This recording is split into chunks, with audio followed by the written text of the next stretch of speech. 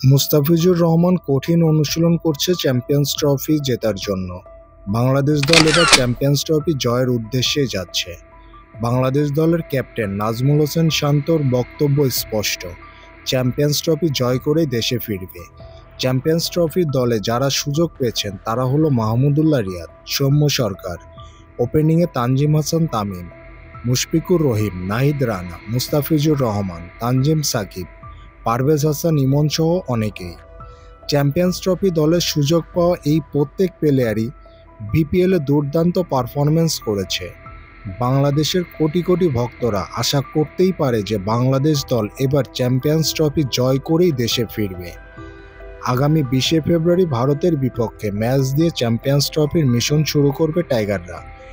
এবার বাংলাদেশের চ্যাম্পিয়ন্স ট্রফির গ্রুপে আছে পাকিস্তান, ভারত এবং নিউজিল্যান্ড দল।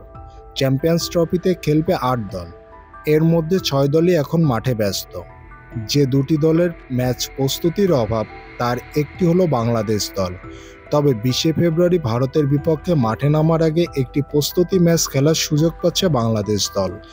আজ চ্যাম্পিয়ন্স ট্রফির অফিসিয়াল ওয়ার্ম আপ ম্যাচের সময়সূচি ঘোষণা করেছে আইসিসি। আর স্পোর্টস অফিসিয়াল চ্যানেলের সাথে থাকার জন্য ধন্যবাদ সবাইকে।